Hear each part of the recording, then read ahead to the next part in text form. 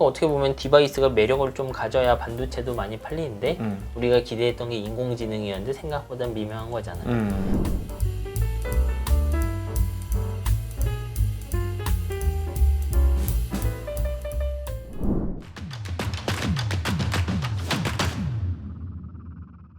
자, 그러면 요 다음 번으로 넘어가서 요즘 이제 논란이 되고 있는 내용인데요.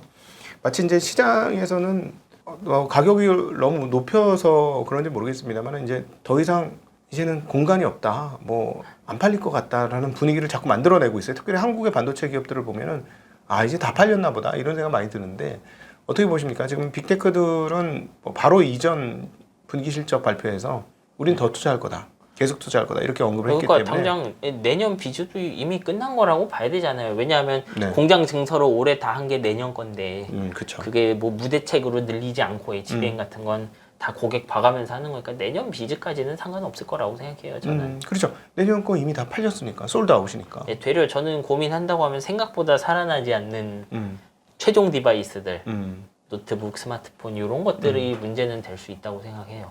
얘들 안 살아나는 이유 중 하나가 생각보다 재밌는 디바이스가 없다는 거죠. AI 관련해서. 뭐 AI건 아니건 예를 들면 노트북이나 스마트폰은 이제 한 2배쯤 빨라지는 걸로는 사람들 반응 안 해요. 돌아가는 건 똑같거든요. 그러니까 어떻게 보면 디바이스가 매력을 좀 가져야 반도체도 많이 팔리는데 우리가 기대했던 게 인공지능이었는데 생각보다 미묘한 거잖아요. 물론 갤럭시 S24 좀 팔렸죠. 한 10 몇 프로 더 팔렸다는데 네. 이게 혁신적이고 세상을 바꿀 기기가 작년에 비해서 10%더 팔리는 게 이게 맞는 걸까요? 그렇지 않은 거죠. 그냥 네. 기존 기기의 연장일 뿐인 녀석이 나오니까 여기서 실망이 나오는 거죠. 그러면 이제 그 말씀을 한번 역추적해서 얘기를 해본다면 25년까지는 지금 투자 계획이 다 짜져 있고 이미 선주문이 끝났으니까 25년까지의 어떤 반도체 매출은 그냥 가는 거고 그 이후에 뭔가 이게 정말로 우리 삶에 필요한 거고 쓸모가 있고 재미있는 건지 여부에 따라서 그림이 달라질 수 있다. 네, 아주 크게 갈라지는 거죠. 이제. 저는 사실 예측이 무의미하다고 생각해요. 그래서 그 지점은. 왜냐면 기술이 어렵긴 하지만 진짜로 스마트폰이 인간 비서에 가까운 형태로 아까 말한 것처럼 좀 시끄러운 매장에서도 그냥 실시간 번역하고 둘이 대화하는 레벨로 만들어줄 수 있더라. 그러면 해외여행 가는 사람은 그런 거 되는 폰 무조건 하나 더 들고 가겠죠.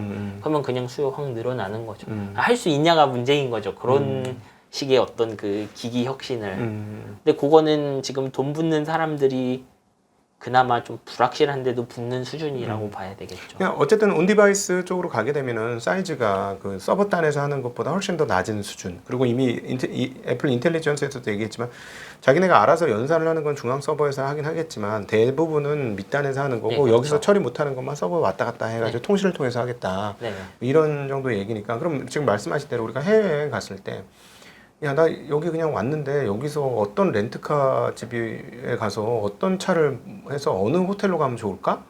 했을 때 이런 거 대답을 해준다. 예를 들자면 그러면 꽤 편해지는 거죠. 그 정도는 그러면 디바이스 단에서 할 수 있다라는.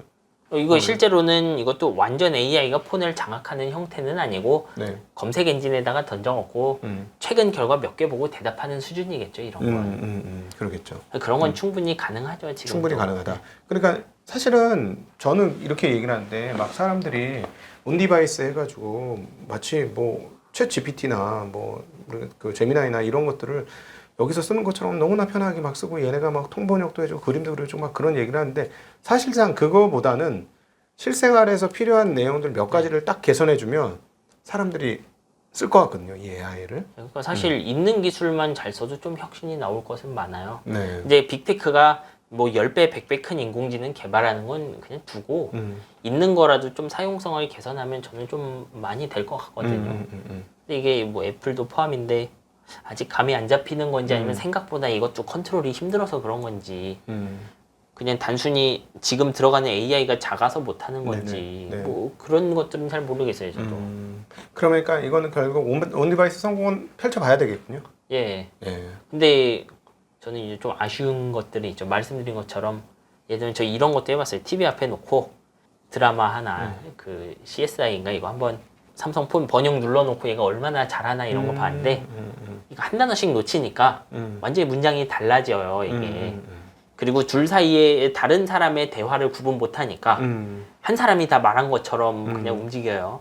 이거 그냥 아마 STT 써서 전부 글자로 만든 다음 번역하니까 그럼 번역이 꼬이겠죠. 왜냐하면 우리 제대로 번역하려면 우리 두 사람의 대화를 분류를 해야 되지.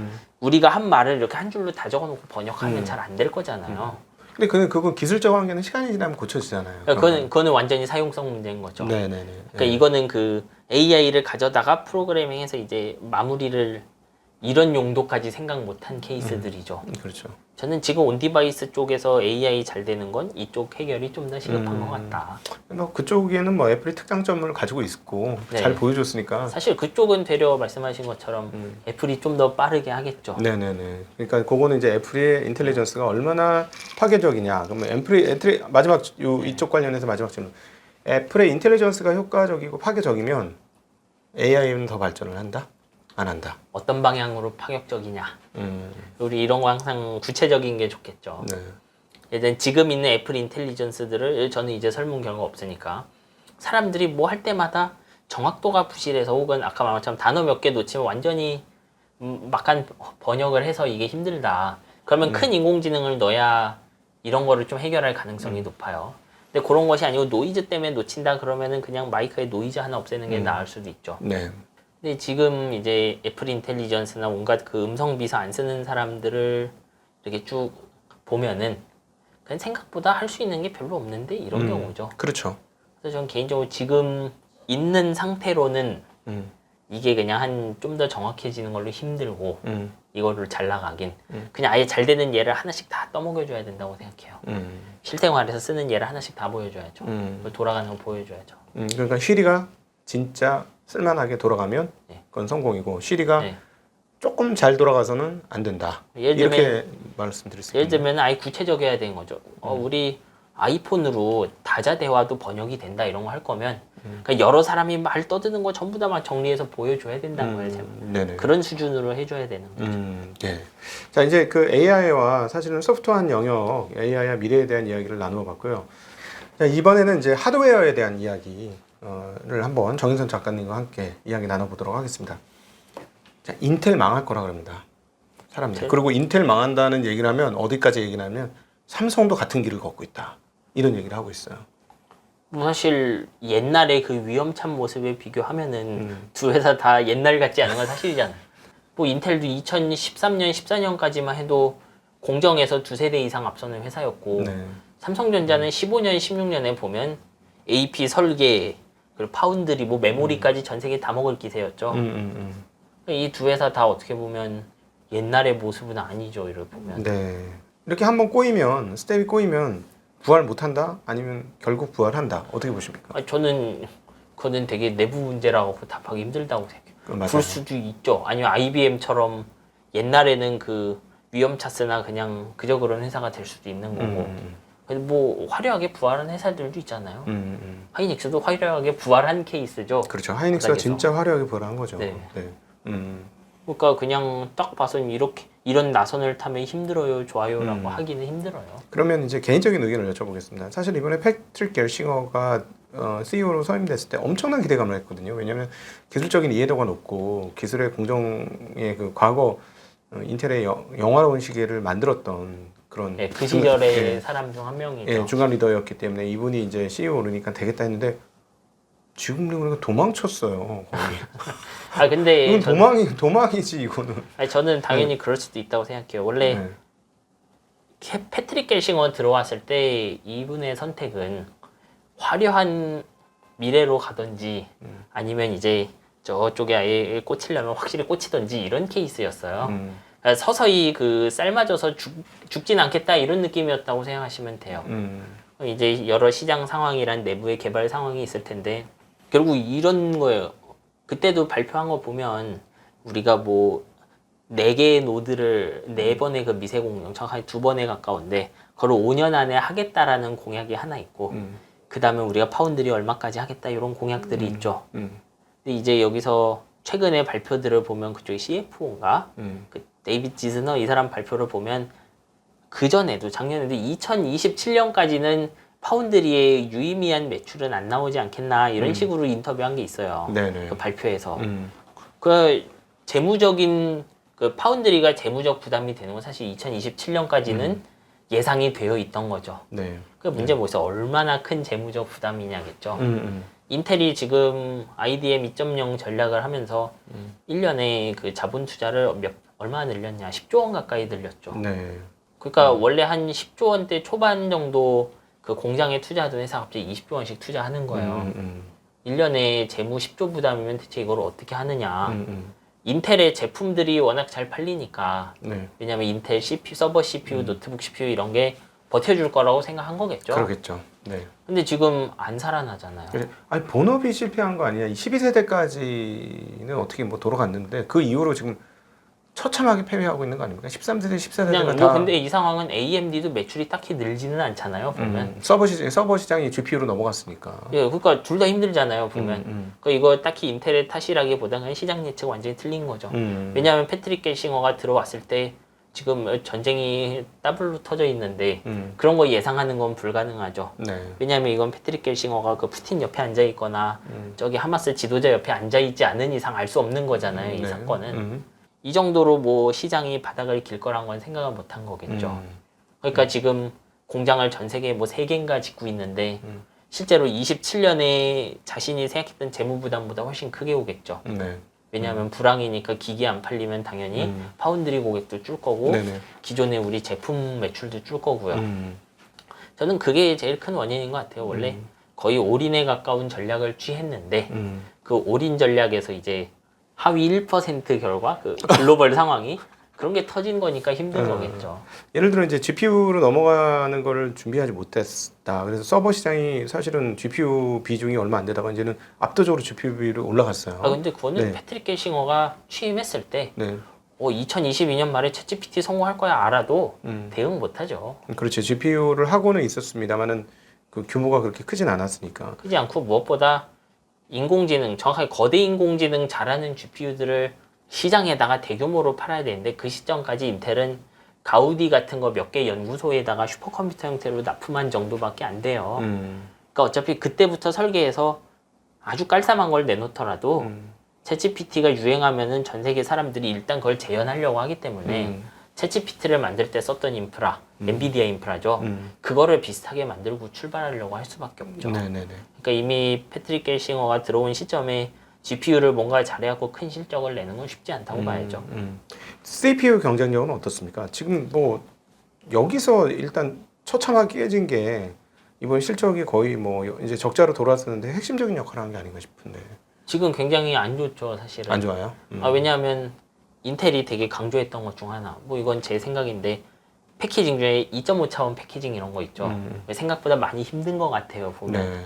원래 인텔이 서버 11, 12 가다가 이제 사파이어 라피즈 나올 때 그 2.5 차원 패키징을 굉장히 많이 썼거든요. 그래서 2.5 차원 패키징으로 CPU를 4개로 쪼개고 그거 뭐 D램이랑 연결하는 식으로 만들었는데 얘 성능이 생각보다 너무 안 좋았어요. 그 전에 에라타도 많이 나오고 그 리비전도 하고 했던 그 칩이잖아요. 그 다음 세대 에메랄드 래피즈 보면 같은 공정에 그 칩 결합만 이렇게 줄였더니 꽤 좋아졌어요. 2.5 차원 패키징 자체 되게 힘든 것 같아요. 그러니까 거기에서 스텝 한 번 꼬인 거 아프고. 근데 공정도 사실 이 인텔 사나노 원래 7나노라고 부르던 놈이 고생을 많이 한 공정이죠. 한 번 미뤘는데 겔싱어 들어왔을 때 또 한 번 미룬 놈이죠. 이거 6개월 정도. 그러니까 이거 아마 양산이 빠르게 되지 않는 놈일 거라고요. 이것도. 근데 계속 힘든 거죠. 이러면. 그러면 실제로 패트릭 겔싱어 본인이 들어와서 이것저것 바꿨을 때 제품은 뭐냐. 사실 18옹스트롬에 나오는 이제 클리어 워터 포레스트 이런 놈들이죠. 네. 그런 거는 이제 뭐 좀 잘 돌아갈 수도 있죠. 왜냐하면 앞에 있던 사파이어 라피즈, 에메랄드 라피즈 어떻게 보면 굉장히 늦은 것 같지만 실제로는 전임자의 뒷수습에 가까운 것이고 그리고 사나노 역시 이미 돌아가던 놈이고 패트릭 겔싱어 왔을 때 그러니까 뭐 제품 경쟁력 회복이 쉽지 않은 거죠. 네. 근데 문제는 클리어워터 포레스트 나오는 시점에 이제 파운드리가 짓누르면 어떡하지 이런 상황인 거야. 공장은 3개 지었는데 고객이 없다든지. 뭐 그게 어려움인 거죠. 그 독일 공장은 이제 거의 안 한 방향으로 지금 잡히는 것 같고요. 원래 TSMC도 파운드리 주문 들어와야 공장 짓잖아요. 그래서 아마 18옹스트롬 고객 생각보다 많지 않은 거겠죠. 그러겠죠. 18옹스트롬 뭐 할 사람 애플하고 엔비디아밖에 더 있어요. 이거 뭐 제 생각입니다만 이게 파운드리도 생각보다 그냥 지어놓으면 들어오는 거 아니고 그렇지. 무엇보다 고객이 생각보다 많지 않아요. 파운드리 역시. 우리 파운드리 TSMC 고래잖아요. 굉장히 큰 회사죠. 팹리스도 고래예요, 사실은. 그 고래 중 한 마리 뭐야? 애플이죠. 그리고 뭐 엔비디아도 고래고 AMD도 고래고 뭐 퀄컴 같은 데가 고래에 해당해요. 근데 이렇게 생각을 해보죠. 인텔도 어떻게 보면 제조가 많이 힘드니까 선택과 집중을 해야 되는 회사겠죠. 이 회사가 잘 만드는 게 뭘까요? CPU 만드는 회사니까 고성능 칩, 네. 그래도 좀 큰 칩 이런 거 삼성보다 비교 우위일 거예요. 네. 그럼 고객이 될 회사가 뭐가 있을까요? 18호 스트롬에. 일단 인텔 자신. 인텔 자신은 뭐 선택지 없죠. 그냥 써야죠. 네. 그럼 인텔 자신 다음에 뭐가 남아있느냐 이제. 엔비디아 과연 쓸까요? 쓸 수도 있죠. 네. 근데 지금 팔리는 가장 비싼 그 학습용 칩은 그 새로운 파운드리에 맡겨서 위험을 이렇게 그럼요. 추구할 필요가 없어요. 왜냐하면 지금 그로스 마진이 70%씩 나오는 회사인데 네. 엔비디아가 파운드리에 몇 프로 더 주는 게 뭐 중요하겠어요. 제품 자체가 부러지는 게 훨씬 위험하지 얘네들한테. 근데 여기도 안 와요. 그럼 그 뒤에 AMD 그 패트릭 게싱어가 그 룸미러 뒤에 있다고 한 그 회사죠. 별로 안 가고 싶겠죠 이러면. 그러면 이 지금 당장 인텔이 18호 스트롬으로 자사 제품을 내려면 고성능 파운드리부터 해야 되는데 고성능 파운드리 고객이 많지 않은 거예요. 들어올 사람이 없잖아요. 그렇죠. 엔비디아 정도 어떻게 좀 해본다. 근데 엔비디아도 패키징에만 관심이 있지 않을까 지금. 그렇지. 그게 힘든 거예요. 그럼 모바일 쪽을 할까? 그럼 모바일 파운드리 오래 했던 삼성전자가 있어요. 사실 삼성전자의 파운드리로서 위상은 퀄컴 애플 파운드리였던 그런 것이죠. 근데 그 정도만 해도 볼륨이 나올 정도로 모바일 쪽이 사실은 커요. 모바일이 이제 파운드리에 어떻게 보면 진짜 의미를 좀 고객들이었죠, 지금까지. 왜냐하면 GPU가 아무리 커도 1년에 12억 대씩 팔리는 디바이스랑 비교할 바는 아니에요. 그렇죠. 웨이퍼 면적으로. 굉장히 크잖아요. 그렇죠. 뭐 CPU 뭐 2억 개, 3억 개 뭐 이렇게 팔리고 1년에. GPU는 몇 천만 개 정도 팔릴 거고 작은 거 큰 거 해서. 스마트폰 AP 10억 개씩 팔리죠. 그렇죠. 많으면 13억 개. 그러니까 사실은 이쪽이 좀 큰데 지금 그거 할 수 있는 상황은 아니죠. 그렇다고 인텔이 기존에 내부에서 썼던 기존 10나노, 이제 7나노라고 부르는 인텔의 그 공정들을 뒤늦게 업계에 다른 사람들이 쓸 수 있게 만들 수 있냐? 그렇지도 않을 거라는 거죠. 그러니까 옛날 공정에서 나오는 것도 없고 신규 공정은 사실상 파운드리의 고객인 모바일은 잡기 힘든 상황인 거죠. 그리고 자사 제품에 해당하는 CPU는 이제 당장 뭐 시장이 이게 클지 아닐지 장담도 못 하거니와 지금 상황 보면 인텔 4나노 기반의 CPU 있죠. 점점 TSMC 실리콘이 많이 들어가죠. 잘 보면. 네네. 지금 나온 메테오 레이크에서 CPU 타일은 인텔이 직접 만드는데 거기 GPU 타일 이런 거는 TSMC가 만들죠. 그러니까 제품이 잘 나가도 파운드리 쪽에는 이득이 좀 줄어요. 지금 상황에서. 네. 왜냐하면 인텔 제품이 살아남기 위해서 TSMC랑 손을 잡으니까 인텔 제조가 할 일이 없어져 버린 거죠. 그러니까 제조 부분의 부담은 점점 더 세게 다가온다는 거죠. 이제 제품 실적이랑 인텔의 제조 부분, 파운드리 실적이 막 비동기가 조금씩 일어나기 시작한 거예요. 이거 성공하려면 18항공 스트롬에서 서버를 아주 잘해야 되죠. 네. 근데 앞에서 2.5차원 패키징들을 굉장히 힘들어 했는데 클리어워터 포레스트 이게 잘 나올 수 있나? 그거는 좀 고민은 해봐야죠. 다 고쳤을지도 몰라요. 이걸 다 고쳤으면 2.5차원이랑 3차원 패키징을 합쳐서 제일 잘하는 회사라고 주장할 수 있는 레벨이겠죠. 아무리 시장이 줄어들었다고 해도 만약에 15세대 쪽 CPU를 아주 잘하면 그래도 어쨌든 꽤 팔릴 거 아닙니까? 서버 용량이 총량 용량이 뭐 GPU가 점유율이 늘었다고 하지만 늘어나고 있는 국면이니까. 뭐 그렇긴 하죠. 네. 그러면 좋아질 수는 있죠. 근데 재무적인 부담이 누르고 있다는 거랑 당장 현 세대랑 곧 나올 CPU들의 상당 부분이 TSMC 실리콘을 쓰고 있다라는 걸 한번 고려를 해보면 이게 인텔의 그 전체 제품 포트폴리오에서 네. 인텔 제조 부문이 기여하는 바가 큰 건지 아니면 사실은 마이너스를 일으키는 건지 한번 생각은 해봐야 되겠죠. 네, 그러니까 IDM이라고 독립적으로 모든 것을 다 하는 독립 예. 반도체 회사로서 그러니까는 팹리스와 제조까지 모두 가지고 있는 쪽에서 지금 제조 역량이 지금 안 되고 있다. 제조 역량이 이제 전체 제품 역량을 끌어내리고 있을지도 모른다는 네, 거죠. 그거는 뭐 분명하지 않습니까? 인텔의 14에서 10으로 갈 때 진짜 몇 년이 걸렸고. 근데 이제 그때는 공정이 확실히 밀렸다고 인텔도 주장하는 것인데 얘들 18호 스트롬, TSMC 2나노 동격이라고 하는 이 요 녀석도 제품의 발목을 잡더라. 예를 들면 이런 경우면 어떤 결정을 해야 될까 이런 거죠. 제품의 발목을 안 잡으려면 둘 중 하나예요. 그 얘들이 만드는 소자 성능이 엄청나게 좋거나 그렇게 좋은 것이 아니라면 제조 원가가 엄청 낮아갖고 인텔 파운드리가 그 인텔 제품에게 아주 싸게 칩을 제공할 수 있는 경우죠. 근데 지금 인텔 제조 그룹은 TSMC 3나노도 꽤 많이 쓰고 있고 한 거 보면 그쪽 세대 공정들의 약간 퀘스천 마크가 있다라고 할 수도 있는 거죠. 그렇죠. 계속 지금 사실 일정 부분은 인텔이 아까 IDM이라고 표현해서 자기네가 원래 다 해야 되는 회사인데 일부는 공정을 다 커버리지가 안 되니까 일부 모델은 지금 TS한테 넘긴 상황입니다. 네. 그렇죠. 이제 어느 부분을 넘겼냐가 중요한데 원래 인텔도 TSMC에 그 컨트롤러 이런 거 좀 맡기고 했어요. 근데 이제 우리가 보는 CPU 혹은 노트북 CPU의 핵심이라고 할 수 있는 두 부분 CPU 부분이랑 GPU 부분은 항상 자기 공정으로 했죠. 근데 그 부분들도 조금 내지는 CPU 영역까지 넘어갔죠. TSMC에 루나레이크 이런 거 TSMC로 넘어갔잖아요. 그러면 이렇게 생각해보면 공정이 적어도 TSMC 3나노 근처에서는 발목을 잡고 있는 거죠. 뭐가 됐건 18옹스트롬이 아주 많이 잘 나와야 될 거예요.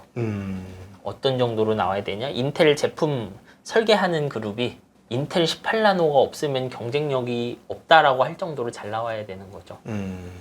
그러니까 이 인텔 CPU는 무조건 꼽아야 돼.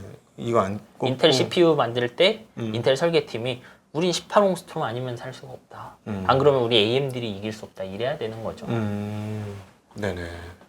어떻게 보면 이 18옹스트롬이 진짜 패트릭 겔싱어 들어오고 나서 가장 이 인텔의 중요한 마일스톤이에요. 그래서 근데 이걸 지금 IDM에서 직접 하고 있다 이 말씀이신가요? 18옹스트롬은? 18옹스트롬 거의 인텔 거죠, 그냥. 네네네. 인텔 제품이고 18옹스트롬 되면 TSMC에서 만들던 많은 실리콘들을 다시 18옹스트롬으로 갖고 오고 싶은 거죠.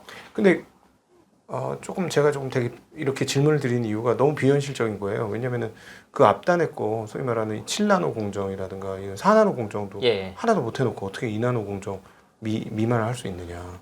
근데 이거를 안 하면 어차피 대책은 없고 인텔이 큰 회사인 만큼 고치기도 힘들지만 미래에 필요한 기술들을 일찍 했어요. 사실 마켓에서 이 2.5차원, 3차원 패키징을 제일 먼저 강조한 것도 인텔이에요. 17년, 18년경부터 이런 방향으로 가야 된다고 주장했던 곳이죠. 네네. 그리고 우리 말하는 그 백사이드 파워, 그 웨이퍼 뒤쪽으로 파워 넣고 하는 것도 인텔이 제일 먼저 문제 제기를 했어요. 이렇게 해야 밀도가 줄어든다. 왜냐하면 얘들이 고성능 실리콘을 세계에서 제일 많이 만들었기 때문에 성능 올라가야 되는 요소들을 잘 알고 있었던 거죠. 그러니까 아마 어느 정도는 회사 여기저기 흩어져 있던 역량을 모아서 출발을 했을 거예요. 근데 이제 문제는 완전히 당시 17년이랑 지금 봤을 때 괴물이 된 TSMC가 이제 패키징까지 다 때려 부수면서 오고 있다는 거죠. 그렇죠. 네네네. 근데 여기도 패키징은 원래 잘했잖아요, 인텔도. 예, 잘했죠. 제일 먼저 문제 제기도 하고 어떻게 보면 그 3차원 패키징, 특히 포베로스 같은 거 제품은 인텔이 제일 먼저 나왔을 거예요.